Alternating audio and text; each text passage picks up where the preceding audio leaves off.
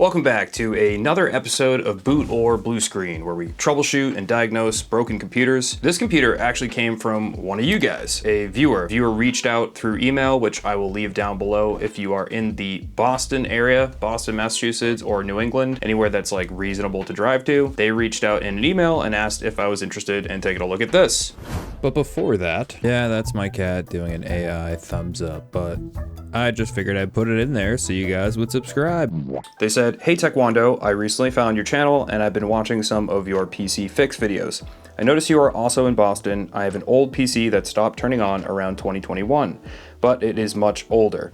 I do not know much about it other than the card is an NVIDIA 980 and it is an AMD PC. It was my roommate's, and when he moved out, he left it in its current state. Also, the glass side panel cracked and is gone. I'm still pretty new to PC building, and I'm not tech savvy enough to pull it all apart and figure out the root issue. Would you want it for a video? I live in Brighton, close to Micro Center. I also recently discovered that store and have become addicted ever since building my first PC. I look forward to hearing back." All right guys, so I ended up paying $50 US for this PC, and I'm gonna get into why I did that and why I'm also kind of happy I did that. First of all, as said in the message, there is no glass here, and there's also no front panel, it seems. This is actually kind of a weird case. I have no idea what the manufacturer is, and there's actually glass down here in the bottom. I think I saw one of these years ago or something. And the other reason I'm happy I didn't really overpay, even though Edgar was kind enough to really just, he didn't really care. He was like, get any dollar value, just throw it on the table. This is a 970A or AM3 motherboard. This is not AM4, and I actually thought it was AM4, maybe like first generation at a first glance at the picture, but I am wrong. It's an AM3 board, so there's probably like an 8350 or something in here. We'll find out in a little bit. We get a few funny things like here we have mismatched DIMMs, which it looks like this is the matching kit, and then this is probably something else. I have no idea. We'll look at that as well. I left this on purpose just to be silly, because this came like this in the PC. We can take it out now, but yeah, it's some kind of just converter HDMI to VGA. So I'm sure many of you are gonna be like, why are you buying such old hardware like this? Well, the thing is, I got a ton of these in a recent haul. I got 5 different computers, and I got a lot of old stuff kicking around. There's some older boards over there too, and I don't want to pair some crazy stuff. These are gonna be like really cheap computers, 150 at most.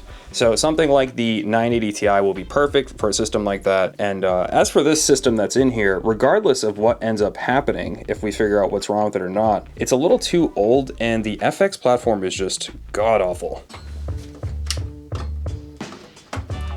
All right, flick the power switch, and let's hit the power button. I heard a tiny, tiny little noise, and nothing. Let's see if you guys can hear it. It's like a little tick noise, you hear that? So there's always a bunch of things you want to do when there's no power. First, you got to check these guys. Make sure the power switch is proper, and if you can see it there, that's the power switch, so we are in the right location. So it's not that weird, actually. You see this right here? I did not notice this, but if you look at these PCIe 8 and 6 pins here, they're different colors, which is not a great sign, actually. Usually that means somebody might have misused the wrong power supply cables. Also, if you just look at these, you'll notice that this one is like covered in like a text flex, and this is just bare. So braided and bare. Not the same cable, I don't think. So this is a problem. That's something that can cause a real issue. If you guys don't know, never mix power supply cables. I could be wrong. This could be the right one. Let's take the back panel off. So you get these 2 screws. And actually pretty nice back there. Not too bad.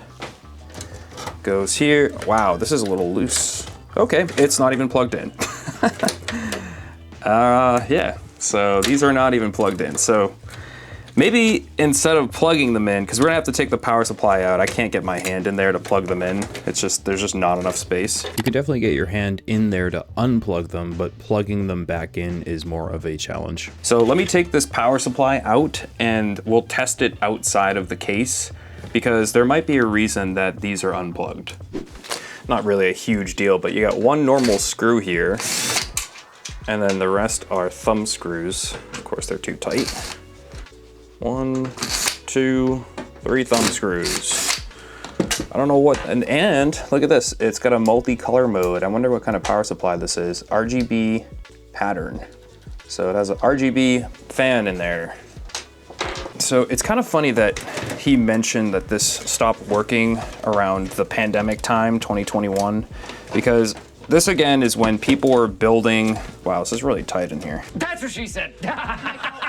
People were building weird PCs. I don't know if this is how you get this out. It seems a little bit too short to come out this way. And there is this glass top in here, so I might have to go that way.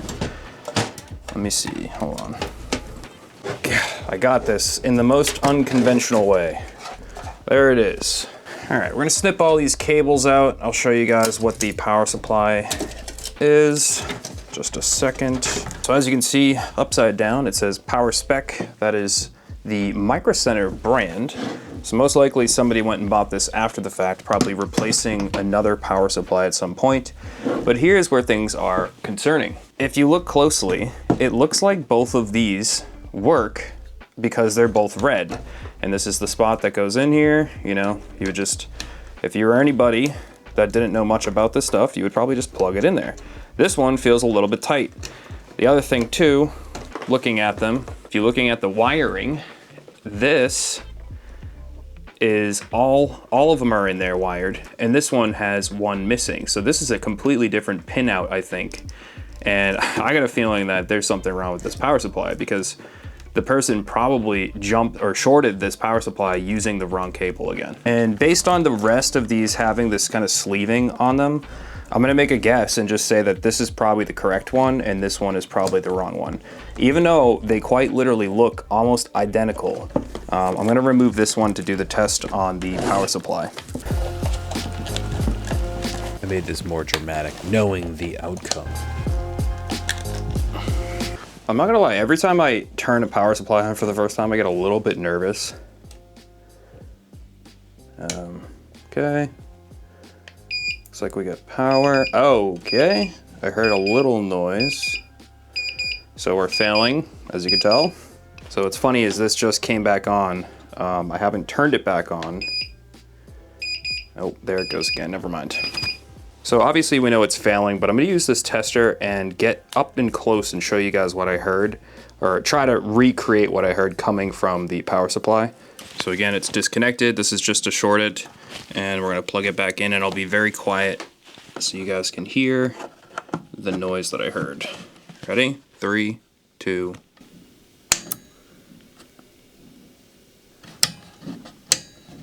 Actually, it lit up a little bit too in the middle, and then you could hear some like crackling. All right, for the sake of science, I'm doing this again just to show you it lighting up. See it? It won't do it a second time, but. So I think it's safe to say that this extra cable is probably what caused this power supply to die. The question now is, what else did it kill in the system? So I actually just ended up picking up this 850 Supernova for 20 bucks with a case, $25 with a case on Facebook Marketplace. Everything is in here, really excellent deal.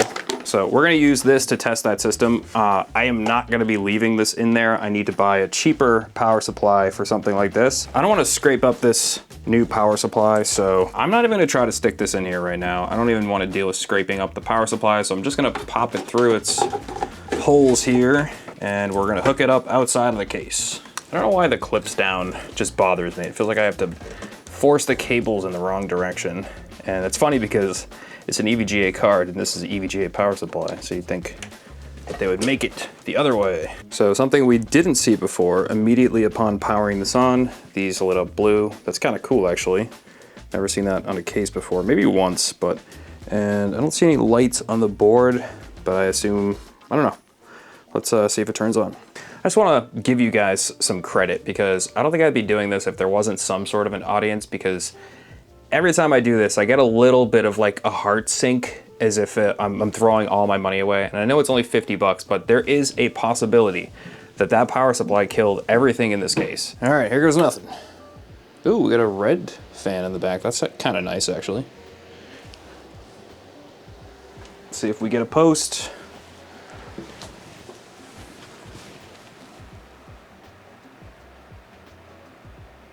Nice. All right, we got a post. And we got 4 gigs, so 16 gigs total. And it's an AMD FX 6300 6-core, which that's a lie. It's not really a 6-core. Yeah, okay, pretty cool. That means the GPU works great. It's kind of a shame that this case is missing this panel and the front panel because it does look pretty cool. And the glass down here is kind of growing on me. Like, what if you illuminated it from the bottom or something? I don't even know how it's being held in, but... So it didn't come with any drives. Well, it came with 1 hard drive. I don't know what's on it, but no SSD. So we're gonna throw this in there real quick and load Windows. So can anyone explain why we have a November release date? Oh, see, let's get that out of the way. Yeah, we have a November release date for this driver. So they're still supporting the 980 Ti to this day. I know it's not December, but that's still pretty recent.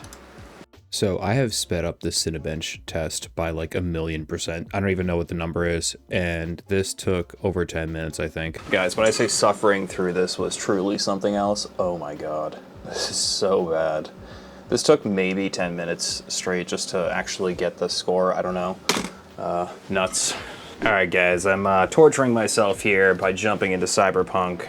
I know it'll play some like esports stuff, but man, this is pretty bad. We're getting 25 FPS. We are at 1080p, and we are using super resolution. Actually, let's try, hold on, let me show you these settings really quick. So we got 1080p, and pretty much all the lowest settings. Actually, we might as well just drop all this down. It auto set to medium on some of this. I don't know why it does that sometimes. All right, let's see what it does. Let's jump out really quick. I don't think we're gonna break 30 FPS, honestly. Wow. It's like, it's so hard to drive to because there's so much input lag. It's incredible. It's incredible how bad this is. The 980 Ti is not this bad, guys. This is, as you can see in the corner there, 100% CPU usage. This is all on that CPU, and then 67, or actually, GPU is at 98% usage too. This is actually pretty crazy to see both of them pegged like this. I believe that the 980 Ti will do better with a different CPU, but let's just go Fidelity Super Resolution 3.0, and let's do performance and see how that works. Okay, we're now into the 40s. This feels a little bit better actually. 50, almost 50. Actually, okay, this is doable. I can actually drive now. Is it good? Not great at 1080p. What happens? I am watching this back as I'm editing this video, and it's crazy to see how the GPU is dropping all the way down to 26% here. This is like really bad. The FX series CPUs are really, really bad. I don't even know what to say about it. It looks and still feels just as good. No. Man, I'll take... This is a tough one because sometimes it feels okay, and then, yeah, it's just... So, you gotta keep it on 1080p. And let's see what we're doing here in the city. Down in the 30s again. Yeah, it's not feeling great. It felt okay a little bit outside of the city, but once you get into the city, it's just so blurry and so bad looking, and there's just so much input delay. Sorry. This might be hard to see on camera, but one thing that EVGA did with this is they made this almost like pixelated effect here on the GeForce 980 Ti section, actually all the way down to EVGA as well. That's about as close as this camera can get, but you can kind of see it there. It's got that pixelated look, and it's like that on purpose. It's kind of to mirror a screen almost. So that's pretty much gonna do it for this video, guys. I will repaste this card and put it in another system at a later time. I just haven't had everything. I don't have my ducks in order to show another system build today. Couple weird things like with this case. There's just so many problems with this case. I don't know what I'm gonna do with it. If you're in the New England area and you want this case for free, let me know. Shoot me an email. Yeah, that's gonna do it for this video, guys. Drop a like, subscribe, and I'll see you guys in another one. Bye.